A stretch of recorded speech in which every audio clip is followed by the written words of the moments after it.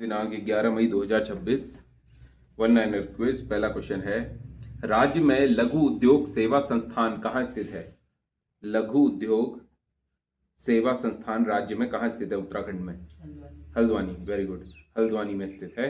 लघु उद्योग सेवा संस्थान हल्द्वानी में स्थित है। गौला नदी के तट पर बसा हुआ है हल्द्वानी, जिसका प्राचीन नाम है बमोरी। क्या नाम है? बमोरी। बमोरी, प्राचीन नाम बमोरी। आधुनिक जो हल्द्वानी है उसका निर्माण 1834 में ट्रेल ने किया।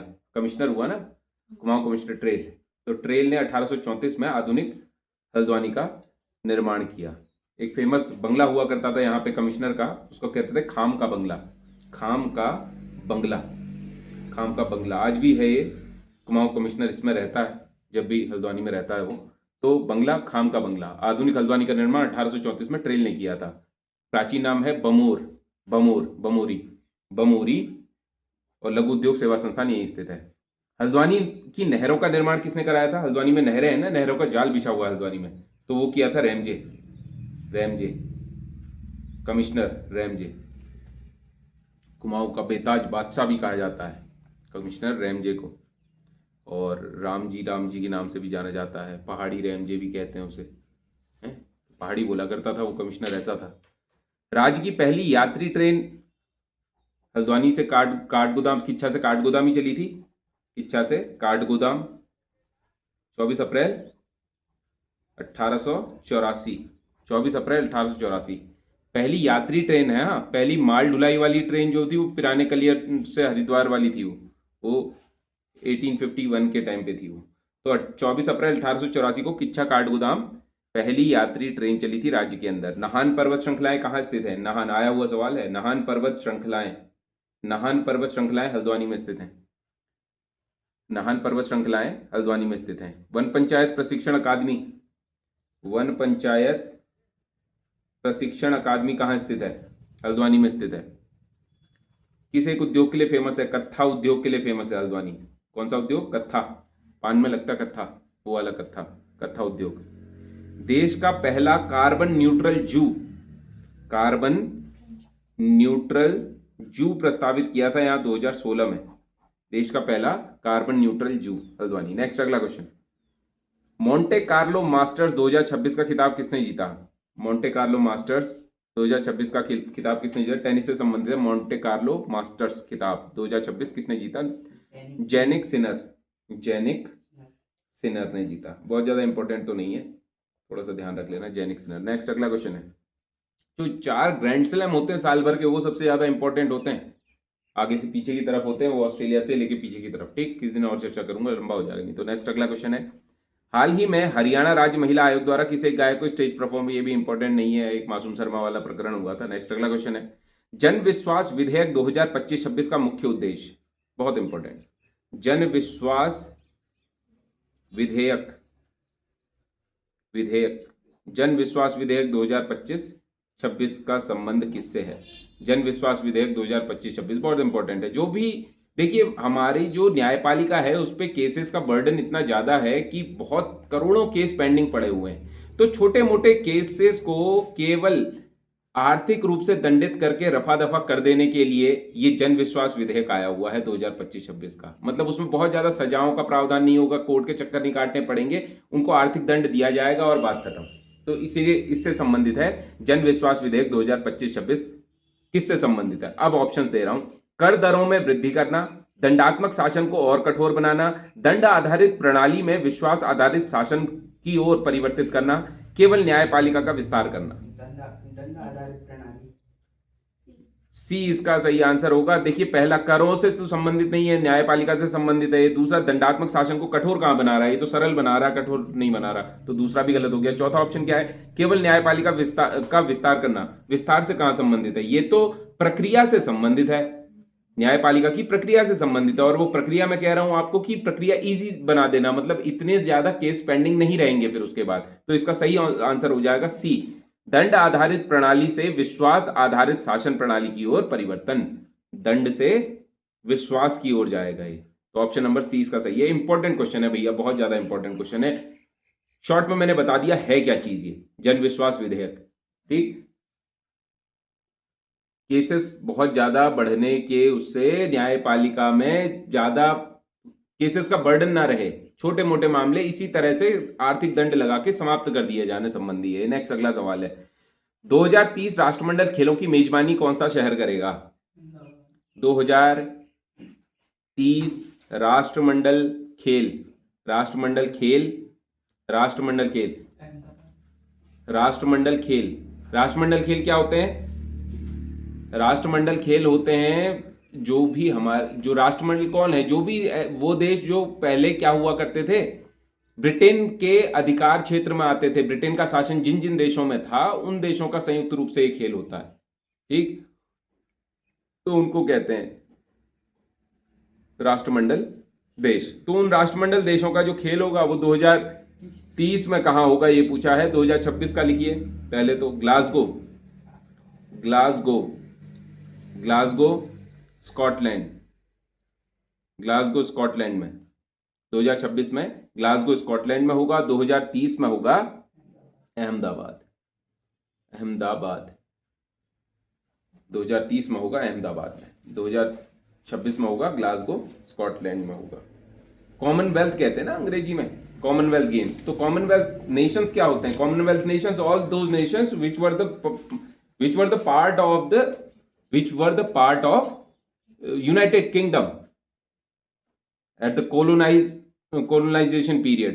जब शासन ब्रिटेन का था तो उसके अंतर्गत जो जिन जिन देशों में उसने शासन किया उनको राष्ट्रमंडल कह देते हैं। नेक्स्ट अगला सवाल है, थुनेर नामक औषधीय पौधा जो है ना, ये किस देश मूल का पौधा है? मूलतः किस देश का पौधा है? थुनेर, थुनेर टेक्सास बकाटा कहते हैं अंग्रेजी में, उसमें बॉटनिकल नेम है टेक्सास बकाटा, थुनेर। अमेरिकी मूल का पौधा है, अमेरिकी मूल का पौधा है टेक्सास बकाटा।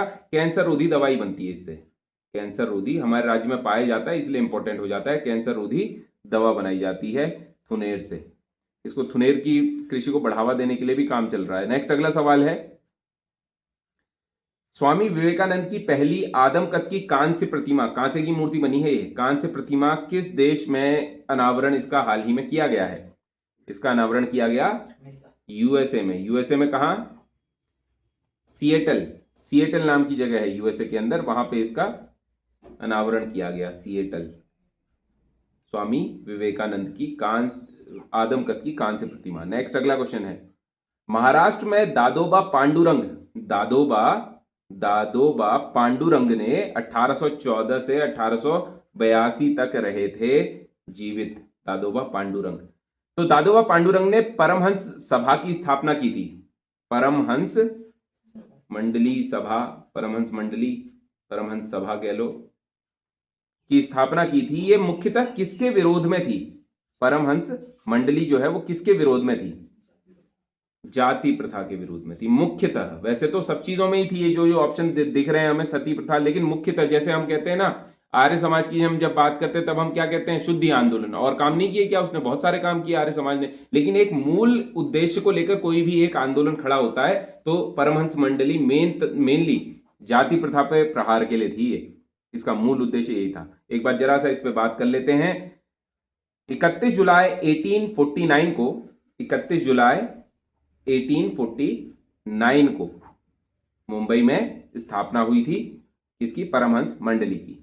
महाराष्ट्र का एक प्रमुख गुप्त सामाजिक धार्मिक सुधार संगठन था। इसके संस्थापक दादोबा पांडुरंग और दुर्गाराम मेहता जी थे, दादोबा पांडुरंग और दुर्गाराम मेहता जी थे।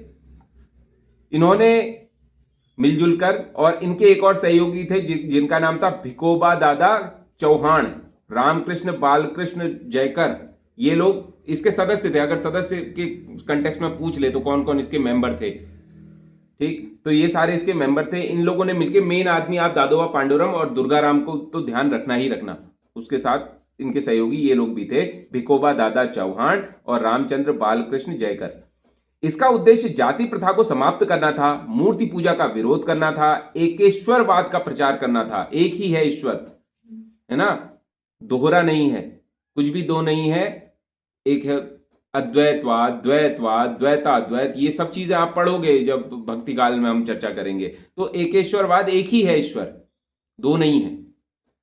और विधवा पुनर्विवाह और महिला शिक्षा का समर्थन किया था। देखो, किया तो इसने सब कुछ था। क्वेश्चन क्या था हमारा, महाराष्ट्र में दादोबा पांडुरंग ने परमहंस सभा की स्थापना मुख्यतः किसके विरोध में की थी? सती प्रथा, जाति प्रथा, विधवा पुनर्विवाह, मूर्ति पूजा। अब देखो, हम इसमें से कह रहे हैं जाति प्रथा, क्योंकि मूलतः इसका काम यही था। साथ में और भी सारे ये काम थे इसके, लेकिन उद्देश्य था जाति प्रथा को समाप्त करना, मूर्ति पूजा का विरोध करना, एकेश्वरवाद का प्रचार करना, विधवा पुनर्विवाह और महिला शिक्षा का समर्थन करना। धर्म विवेक दादोबा की रचना है ये। धर्म विवेक दादोबा पांडुरंग की रचना है। धर्म विवेक में दादोबा पांडुरंग परमहंस मंडली के सिद्धांतों की रूपरेखा प्रस्तुत करते हुए इस बात पर बल देते हैं कि केवल ईश्वर की ही पूजा की जानी चाहिए। सच्चा धर्म प्रेम और नैतिक आचरण पर आधारित है और सभी को शिक्षा का समान अधिकार है। वे यह भी कहते हैं कि मानवता एक ही जाति है, वो जातियों में नहीं बटा है। दादोबा पांडुरंग कह रहे हैं व्यवहार तर्क द्वारा निर्देशित होना चाहिए, व्यक्तियों को विचार की स्वतंत्रता होनी चाहिए। उस दौर में कह रहे हैं ये सब बातें, और आध्यात्मिकता एक वचन होनी चाहिए, एक सबकी आध्यात्मिकता एक जैसी होनी चाहिए। गठन का मूल उद्देश्य था जाति व्यवस्था का उन्मूलन। मूल उद्देश्य क्या था? जाति व्यवस्था का उन्मूलन। अन्य जो काम थे उसमें क्या क्या था? शॉर्ट में लिखना, जाति व्यवस्था को समाप्त करना, मूर्ति पूजा का विरोध करना, एकेश्वरवाद का प्रचार करना, विधवा पुनर्विवाह और महिला शिक्षा। इस गुप्त संस्थान ने प्रार्थना समाज 1867, आत्माराम देखो, ये दादोबा पांडुरंग अलग हैं, आत्माराम पांडुरंग अलग हैं। केशव चंद्र सेन के उससे बने थे ना ये। केशव चंद्र, मैंने आपसे बात की थी जब आज ये प्रार्थना समाज की मैंने बात की थी, तो उनके आदर्शों पे बनी थी। बनाने वाले थे आत्माराम पांडुरंग, लेकिन आदर्श किसके थे? केशव चंद्र सेन, जिन्होंने अपनी पुत्री का विवाह बिहार के राजा से कर दिया था, अल्पवयस्क पुत्री, और उसके बाद उसका विरोध हुआ था, है ना। तो वो सब बातें। तो आत्माराम पांडुरंग ने किस चीज की स्थापना की थी? बहुत बार आ गया है ये, प्रार्थना समाज 1867 में। इस गुप्त संस्था ने प्रार्थना समाज और सत्यशोधक समाज कब किसने बनाई थी? बहुत बार बात कर चुके हैं, बताओ। गुलामगिरी पुस्तक के लेखक हैं ये, ज्योतिबा फुले। बहुत इंपॉर्टेंट संस्थाएं हैं सत्यशोधक समाज। इस संस्था ने किसने, जो हम दादोबा पांडुरंग की परमहंस मंडली की बात कर रहे हैं, इस गुप्त संस्था ने प्रार्थना समाज 1867 आत्माराम पांडुरंग और सत्यशोधक समाज 1873 ज्योतिबा फुले जैसे बाद के समूहों को प्रभावित किया। ईसाई धर्म की नकल के चलते यह संस्था असफल रह गई। कौन सी? परमहंस मंडली। इसी की लीक पर चलने वाली संस्थाएं आगे बाद में क्या बनी? एक तो ये बनी प्रार्थना समाज और बाद में सत्यशोधक समाज ज्योतिबा फुले।